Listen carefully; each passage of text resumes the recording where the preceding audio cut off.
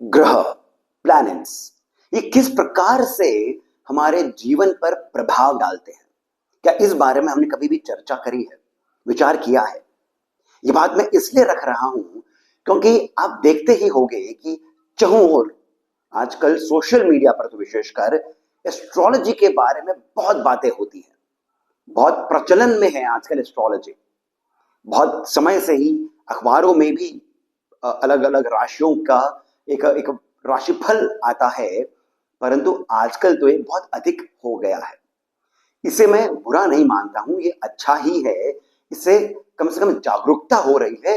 परंतु आपको ये तो बताया जाता है कि अभी जो चंद्र ग्रहण आने वाला है, फिर जो सूर्य ग्रहण आने वाला है, उसका क्या प्रभाव पड़ेगा भारत पर, किस प्रकार से राशियों का जो फेरबदल हो रहा है उससे विदेशों में और भारत में किस प्रकार संबंध रहेगा। ये बताया जाता है कि शनि जो है वो वक्री हो गया है, ये ग्रह जो है गुरु वो अतिचारी हो रहा है। इस प्रकार से टेक्निकल टर्म्स भी बताए जाते हैं। इस भाव में ये ग्रह बैठा है, इस प्रकार से बताया जाता है। परंतु इसके पीछे का विज्ञान क्या है? क्यों ये आपके निजी जीवन पर भी प्रभाव डालेगा, क्या नहीं, क्यों? इस बारे में मेरे अनुभव में चर्चा कम होती है। तो आज का जो वीडियो है इसमें हम थोड़ा सा रहस्य समझेंगे कि किस प्रकार से ग्रह आपके जीवन को प्रभावित करते हैं, जिससे कि संक्षिप्त में ही सही आपको अपने जीवन में जो बदलाव आ रहे हैं उनका एक रहस्य, उनका एक गूढ़ अर्थ, उनका कारण आप स्वयं से ही समझ पाएंगे। और यदि हो पाया तो आप उसका कुछ निवारण भी स्वयं से ही कर पाएंगे। इस वीडियो के अंत में मैं आपको निवारण हेतु भी कुछ बातें बताऊंगा। तो यहां पर हम सर्वप्रथम चलते हैं, क्यों क्यों ग्रह हमारे जीवन पर प्रभाव डालते हैं। तो यहां पर हमें सर्वप्रथम यह समझना पड़ेगा कि हर ग्रह का हमारे शरीर के साथ में संबंध है, स्थूल रूप से और सूक्ष्म रूप से। जैसे कि ज्योतिष में हमारे ऋषियों ने ये बात देखी है, समझी है, जानी है कि नेत्र जो है वो सूर्य के साथ में जुड़ा हुआ है। नेत्रों का जो गुण है, नेत्र जो है वो सूर्य के साथ में जुड़े हुए हैं। उसी प्रकार से चंद्रमा जो है ये मन के साथ में जुड़े हुए हैं, बुध बुद्धि के साथ में जुड़े हुए हैं, शुक्र ये वीर्य या फिर प्रजनन की जो क्षमता होती है उसके साथ में जुड़े हुए हैं। इस प्रकार से अन्य ग्रह भी आपके शरीर के स्थूल भाग और सूक्ष्म भाग के साथ में जुड़े हुए हैं।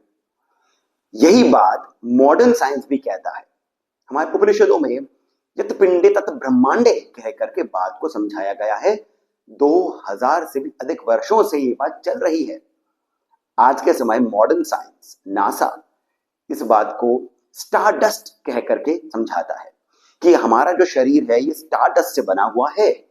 और क्वांटम फिजिक्स में एक कॉन्सेप्ट आता है स्ट्रिंग थ्योरी का, क्वांटम इंटैंगलमेंट का।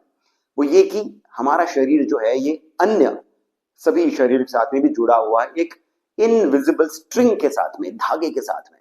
साथ ही साथ हमारा शरीर तारों के साथ में भी, यूनिवर्स में बहुत दूर भी जो तारे हैं वहां उनके साथ में जुड़ा हुआ है, एक इनविजिबल तार के साथ। तो ये बात हो गई है पहली कि जो ग्रह जो हैं वो शरीर के साथ में जुड़े हुए हैं। अब हम थोड़ा और गहराई में उतरते हैं, क्यों?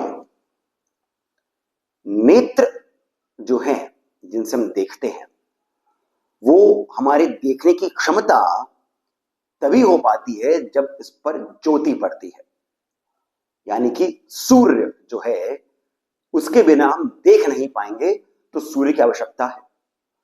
सूर्य नेत्रों के अधिदेवता है। अब यहां पर हमें एक और बात समझनी होगी कि हर जो ग्रह है उसके दो देवता बताए गए हैं। नेत्रों के देवता अलग हैं, परंतु जो ग्रह हैं उनके भी दो देवता हैं। एक हो गए हैं जो अधिपति हैं और दूसरे हो गए हैं प्रत्यधिपति।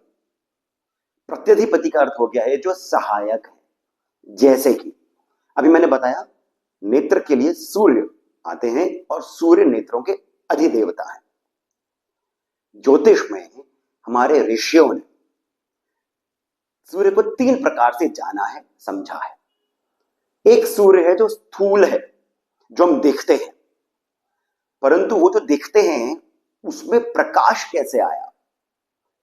प्रकाश जो आया वो आया अग्नि से। ये बात हम सभी साइंस के माध्यम से भी, मॉडर्न साइंस के माध्यम से भी समझ सकते हैं कि सूर्य में अग्नि जो है वही प्रकाश उत्पन्न करती है। तो जो अग्नि देव हैं वो सूर्य के, इस ग्रह के प्रत्यधि देवता हैं, यानी ये सहायक देवता है।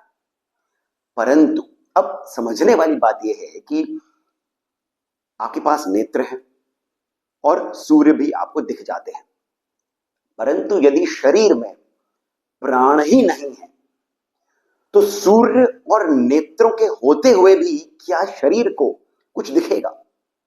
उत्तर है नहीं। अर्थात ये कि कुछ और हमें आवश्यक है देखने के लिए, और वो है प्राण। अर्थात वो जो चेतना है वो हो गए हैं अधिपति। और इसी कारण सूर्य, मैं आपको एग्जांपल दे रहा हूं, सूर्य जो है, वो जो ग्रह है सूर्य देव, उसके प्रत्यधिपति तो अग्नि है, परंतु जो उसके अधिपति देवता है वो हैं शिव। इस प्रकार से ग्रहों के ये देवता आते हैं और इसी प्रकार से ये हमारे जीवन पर प्रभाव डालते हैं। क्योंकि हम जब उत्पन्न हुए थे, हम जब जन्मे थे, तब सभी ग्रहों की स्थिति क्या थी, उसके हिसाब से हमारा जो जीवन है वो आगे समझा जाता है। अब यहां पर एक और अंतिम गहरा रहस्य है। नवग्रह स्तोत्र के अर्थ को समझने से पहले का एक अंतिम परंतु सबसे गूढ़तम रहस्य वो ये है कि जो ग्रह होते हैं ये आपके जीवन में आगे क्या होने वाला है ऐसा कुछ बताते नहीं है। ये क्या करते हैं? ये आपके प्रारब्ध का लेखा जोखा रखते हैं। प्रारब्ध अर्थात आपके पूर्व जन्मों में आपके जो कर्म रहे हैं उसका लेखा जोखा ग्रहों के पास में होता है। ग्रह उसको रिकॉर्ड करते हैं। आप इस प्रकार समझ सकते हैं। तो जब आप जन्म लेते हैं तब, अब यहां पर एक और मैं आपको थोड़ा और कॉम्प्लिकेटेड एक थोड़ा सा एग्जांपल देता हूं। एक हॉस्पिटल में 2 बच्चे अलग अलग माओं के गर्भ से एक ही समय में यदि जन्म लेते हैं तो जो उनके जन्म का जो स्थान है, वो जो डिग्री होती है, वो जो ग्रह नक्षत्र इत्यादि सभी के जो भाव इत्यादि हैं वो दोनों के लिए एक समान ही होंगे। परंतु फिर भी दोनों का जो हम जन्म पत्रिका बनाते हैं, उनका जो भविष्य हम बताते हैं वो अलग अलग ही होगा। इसका कारण प्रारब्ध ही है कि ग्रहों की जो स्थिति है वो उन दोनों शिशुओं के लिए समान भले ही हो, किस स्तर पर एक ग्रह दूसरे बच्चे और पहले बच्चे के बीच में अंतर करता है ये उन अलग अलग शिशुओं के प्रारब्ध के साथ में जुड़ा होता है। इस प्रकार से ग्रह हमारे जीवन पर प्रभाव डालते हैं। तो पहला एक समझ में आता है कि क्योंकि हम सभी जुड़े हुए हैं, हम ब्रह्मांड के साथ में जुड़े हुए, इनविजिबल स्ट्रिंग के साथ में, यत पिंडे तत् ब्रह्मांडे, जो कुछ भी ब्रह्मांड में है हमारे शरीर में है, इस कारण से हम जुड़े हुए हैं। परंतु फिर भी एक ही समय में पैदा होने वाले एक स्थान पर 2 शिशुओं का जो आने वाला जीवन होगा वो अलग अलग इसी कारण से होगा क्योंकि उनका प्रारब्ध भी तो चल रहा है। तो अब इन सभी रहस्यमयी बातों को समझ करके, जान करके, आइए अब हम समझते हैं निवारण हेतु, वो चंद्र ग्रहण हो, सूर्य ग्रहण हो, वो खगोलीय दृष्टिकोण से भारत और विश्व पर क्या असर पड़ने वाला है, इन सब से इतर आपके जीवन पर जो प्रभाव पड़ता है, जब हम इसको समझने की चेष्टा करते हैं तो होता यह है कि हम में से अधिकांश लोगों के पास में पत्रिका नहीं होती है।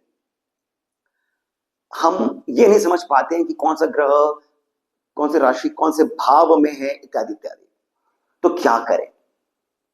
क्या ऐसा उपाय हो जिससे कि आपको भले ही नहीं पता हो कि आपका कौन सा ग्रह जो है वो किस प्रकार से आपके जीवन में उथल पुथल मचा रहा है या फिर आपको वो सपोर्ट कर रहा है, तो उसका हमारे पुराणों में एक बहुत ही सुंदर सा उपाय दिया गया है और वो है नवग्रह स्तोत्र। ये श्री व्यास जी ने रचा है और इसका जो फलश्रुति है उसी में आता है कि इसे आप दिन में जपें या फिर रात में जपें। इसका प्रभाव आपके जीवन पर, अनुकूल प्रभाव, बिना किसी संदेह के पड़ता ही है। तो आने वाले समय में चंद्र ग्रहण आए, सूर्य ग्रहण आए, कोई भी स्थिति रही हो, कोई भी महादशा रही हो, कोई ग्रह अतिचारी हो गया, इत्यादि इत्यादि, यदि आप इस स्तोत्र का, जो मैं आपको पौराणिक जो स्तोत्र है उसका जो आपको मैं अर्थ के साथ में, शाब्दिक अर्थों के साथ में तोड़ तोड़ करके हर एक अर्थ, हर एक शब्द को भाव के साथ में, गूढ़ रहस्य के साथ में जो आपको बताने जा रहा हूं, यदि आप इसे प्रतिदिन जपेंगे, सत्य मानिए कुछ ही सप्ताहों में आपको इसका प्रभाव सुंदर रूप से आपकी पीड़ाओं के अंत होने के साथ में, यानी कि आपको दिखेगा, आपको इसका विशेष प्रभाव अपने जीवन पर पड़ता हुआ अनुभव में आएगा। अब इतनी सारी बातें मैंने कह दी हैं, अब बिना किसी और विलंब के आइए जानते हैं पौराणिक नवग्रह स्तोत्र, उसके सामान्य अर्थ के साथ, जो आपको इंटरनेट पर हर जगह मिल जाएगा, उसका जो शाब्दिक, जो तोड़ तोड़ करके एक अर्थ है वो, और जो उसका गूढ़ अर्थ है वो, हम तीनों को समझने हेतु आइए अब चलते हैं आगे। सूर्य मंत्र। जपा कुसुम संकाशम काश्यपेयम महद्युतम तमरोवरीम सर्व पापघ्नम प्रणतो अस्मि दिवाकरम। इसका सामान्य अर्थ क्या है? जो रक्त वर्णी जपा पुष्प के समान तेजस्वी है, कश्यप ऋषि के पुत्र हैं, महान ज्योति वाले हैं, अंधकार और पाप का नाश करने वाले हैं, उन दिवाकर अर्थात सूर्य देव को मैं प्रणाम करता हूं। इसी का अब शाब्दिक अर्थ क्या है?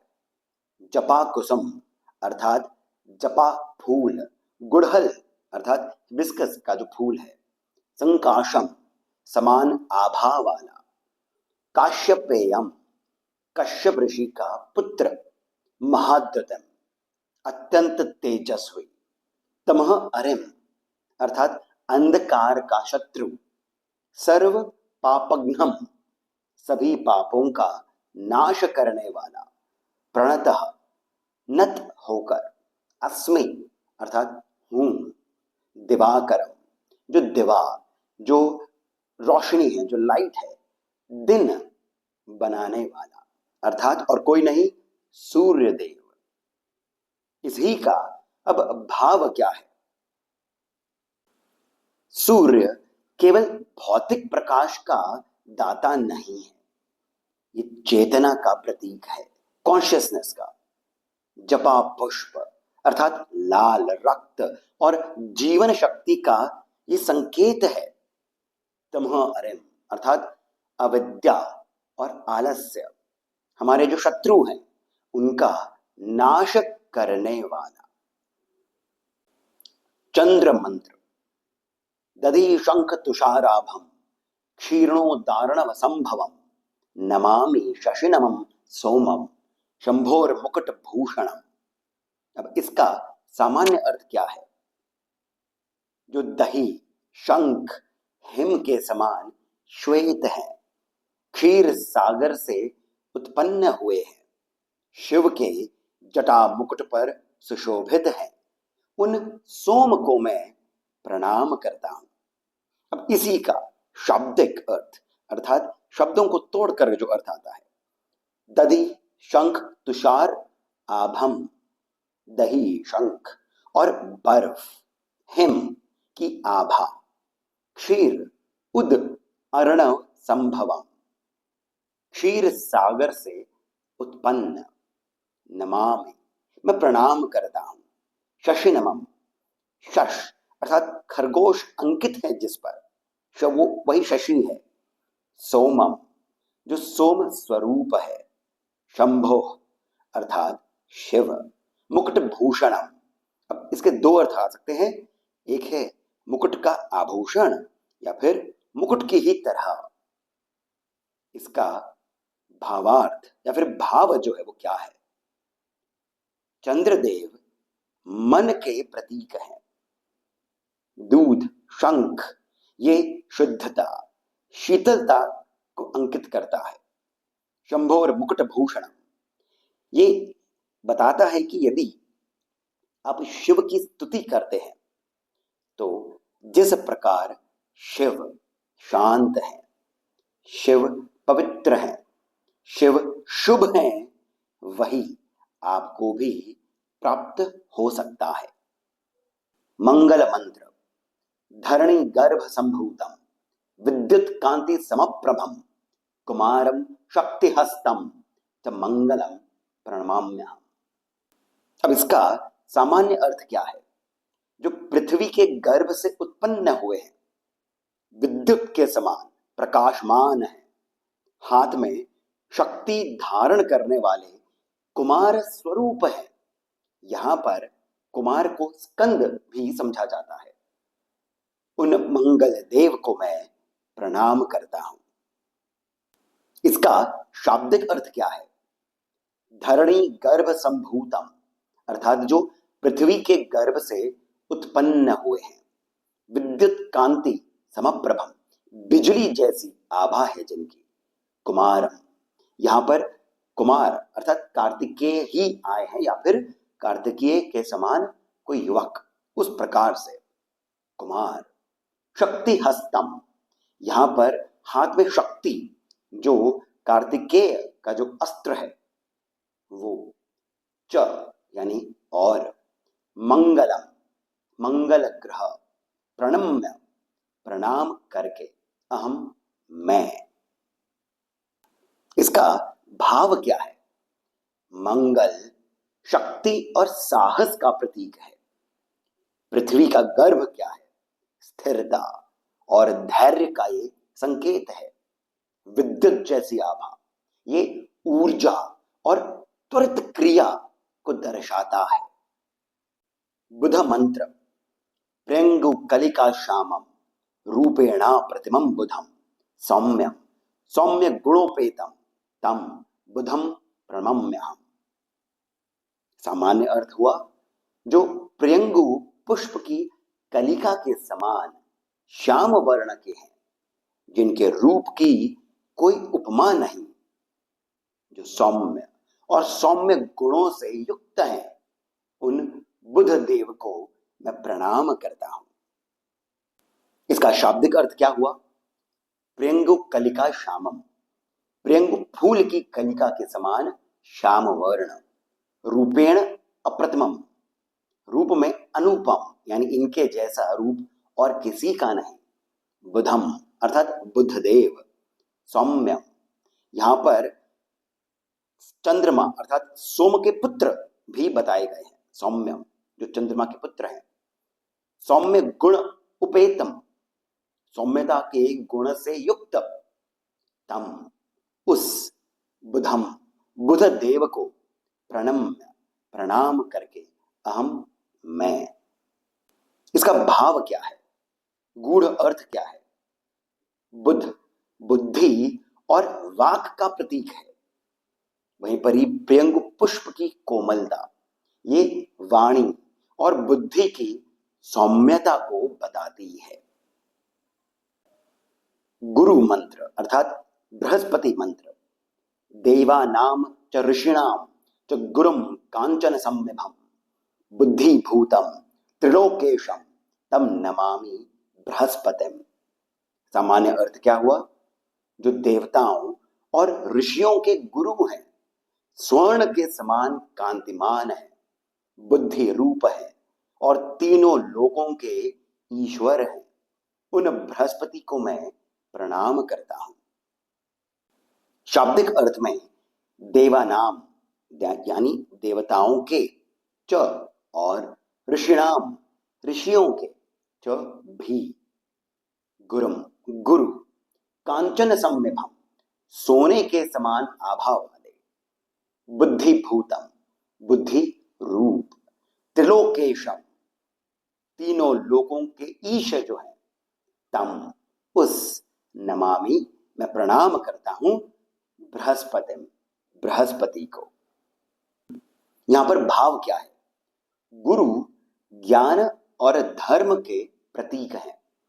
स्वर्ण जैसी आभा यानी शुद्ध और अचल ज्ञान का ये द्योतक है स्वर्ण। शुक्र मंत्र, हिमकुंद मृणालाभम दैत्यानाम परमं गुरुम सर्वशास्त्र प्रवक्तारम भार्गवम प्रणमाम्यहम्। सामान्य अर्थ क्या है? जो हिम, कुंद और मृणाल के समान श्वेत वर्ण है, जो दैत्यों के परम गुरु हैं, सभी शास्त्रों के प्रवक्ता हैं, उन शुक्राचार्य को मैं प्रणाम करता हूं। शाब्दिक अर्थ क्या हुआ?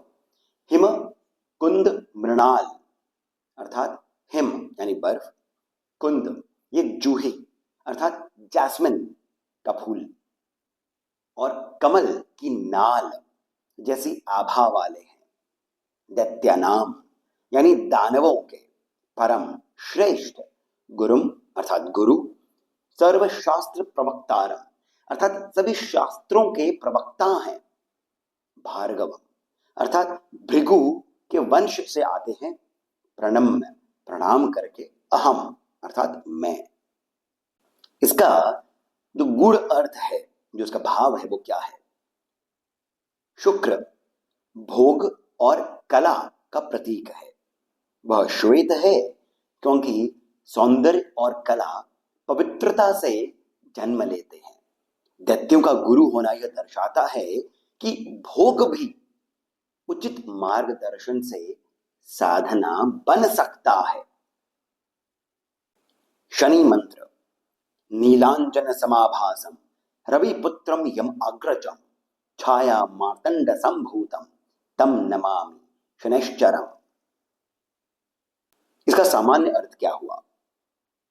जो नीलांजन के समान गहरे वर्ण वाले हैं, सूर्य के पुत्र हैं और यमराज के अग्रज हैं, छाया और सूर्य से ये उत्पन्न हुए हैं, उन शनि देव को मैं प्रणाम करता हूं।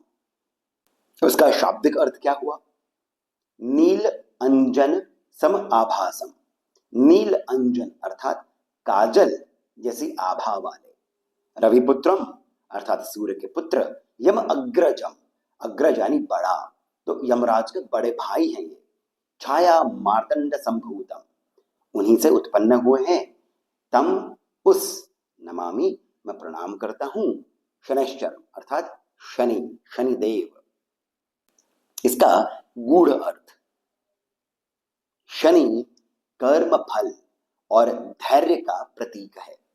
उनका गहरा नीला वर्ण जो है वो जीवन की कठिनाई और तपस्या को दर्शाता है।